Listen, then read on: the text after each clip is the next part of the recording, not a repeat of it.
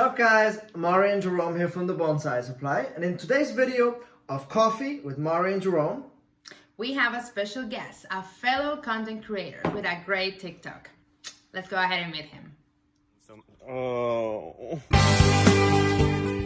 Good morning, everybody. My name is Tobin Mitnick, and I'm a Jew who loves trees. I'm going to get serious for just a second. I woke up this morning to come out here and build some boxes for Yamadori collection, and I looked at my phone and I saw that suddenly I had, 2,500 followers or something. It just means a lot. The outpouring of enthusiasm and love for something I love so much. Trees can serve as something that's not an escape from this moment in which so many people are feeling different kinds of pain, but as a reminder that we are bound to each other and bound to the earth in the spirit of Tikkun Olam. So I just wanted to say thank you, and I will continue to make that good, solid content, whether it's tree-centered, tree-related, or merely tree-adjacent. Hi, I'm Tobin Mitnick. I'm known on TikTok as @JewsLoveTrees, and on Instagram as well. And that's me. to have you. Welcome. Yeah. So the first question, of course, I have to ask every guest is, how do you drink your coffee? I usually do a French press of Intelligentsia. We ran out yesterday because we have a baby and certain things take up brain real estate, and coffee apparently got evicted yesterday. So today we're doing our backup, which is Nespresso. So today we're doing Nespresso with a little bit of cream. Scratch that, a lot of cream, like one Nespresso, 2/3 cream, something like that. That's a lot of cream. That's a lot of cream. That sounds good though. Yeah, that sounds good. We gotta try something like that. We're very simple. Yeah. Yeah. Yeah. How do you guys drink your coffee? I drink my coffee black with honey. Oh, really? It's really Now- good. Yeah. Yeah. And you're Swiss, right? I'm Swiss, yeah. But this is not, it's not a Swiss thing to do. My wife is Swiss. Oh, really? And yes, she was born in Zurich. Another Swiss person. And did you know Nigel too? From the Bonsai Supply? Oh, really? And he's Nigel's also not Swiss. Man, I know. we can start a Swiss group on Facebook. This is amazing. I cannot wait until the day that I can join up with a bunch of bonsai nerds like you guys in Switzerland, and we can all look for some really killer Yamadori. I think that'd be really cool. Oh, imagine. No, Yeah. that would be cool. As long as we don't get in trouble. Maybe. I know. I hear they have some laws there, like a billion. So. Hey, we just all pretend we're not from there, Yeah, which we is true for you guys. We'll get away with anything.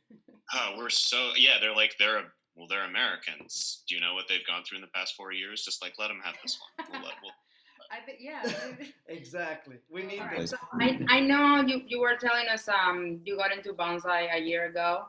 Can you tell us a little more about it? How did you get into that? What did you see or that put you to start bonsai? Yeah, let's see. What were my ways in? Well, I was always into trees since I was a kid, and when I moved out to the West Coast a few years ago, I started getting back into kind of trees that seemed kind of mythical to me as a kid, because I'm from the East Coast and we don't really have any huge trees there. So then, the sequoias, the redwoods, they've always really just fascinated me. But I've actually tried to figure this out a couple of times, but about a year ago, I had always been into bonsai. I followed a few bonsai accounts on Instagram, and they were some of my favorite things to look at. I think just on a lark, I was I'd really just like to figure out the anatomy of this, the science of this. And I remember I think I ordered a Peter Chan's book. I ordered the small, the Bonsai Mini Bible, I think it was. And then I ordered, I can't remember the other book that I got. But I remember just reading them and finding it so crazy that you could make a bonsai out of a regular tree, or you could shape a bonsai from just a garden juniper. And I remember being that's so accessible and easy, and why don't I try that tomorrow? And I popped over to this really great nursery that we have called San Gabriel Nursery. And I bought myself a little Hollywood juniper because that seemed appropriate for where I am. And I shaped it, like a little pine tree, and it's still in the garden. It's still alive. And you know, I trimmed really trimmed the foliage really heavily. I really trimmed the root system really heavily. It should have died, and it didn't, and it was kind of magical. And I also bought one that had a Shimpaku that had been shaped, and it was probably about 18 inches tall. I should probably like bring these in to show you guys a little bit. And from there on out, it was just like, buy another book about a different aspect of bonsai, read it, try it out. I bought, is it Peter Warren? Oh, Peter Adams. Peter Adams' Japanese maple book, which was so stunning to me. That really showed me like how exacting bonsai gets at such a high level. And it made me feel really aspirational for trying to have a tree that looks like that in 10 or 15 years. And that really put my head into bonsai for like the long game, where I was like, okay, I can get some trees right now.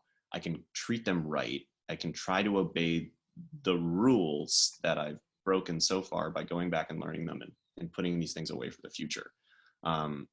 So after that, I got a Shishigashira maple that was a really great piece of material, and I cut it down really heavily.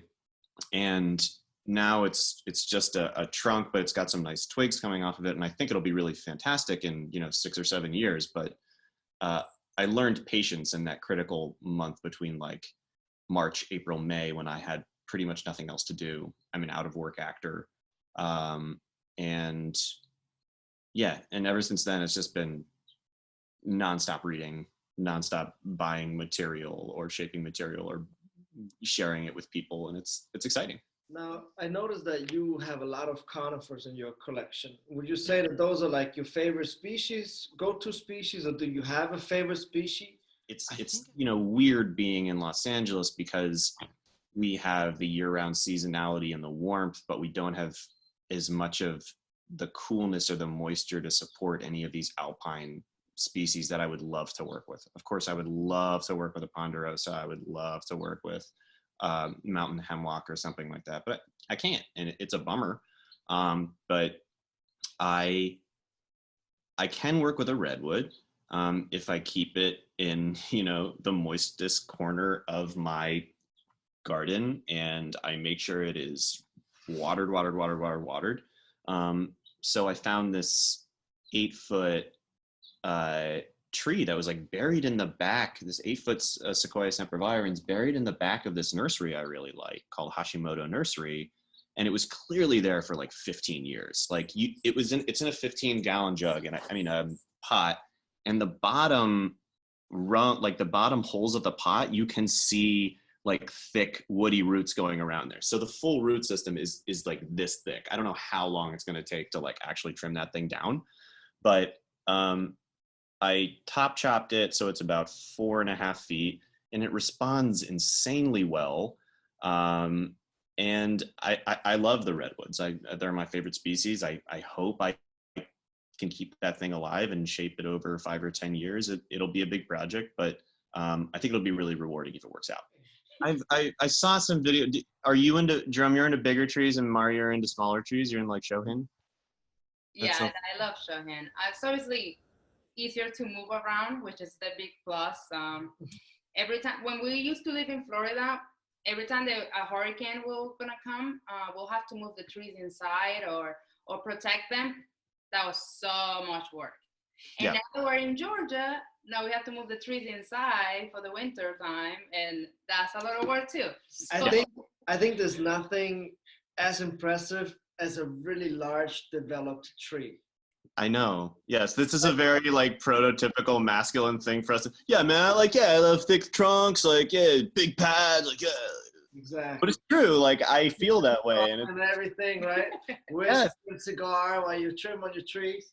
Yeah, exactly. Yeah. It could happen one day. It hasn't happened. Yeah. It could happen.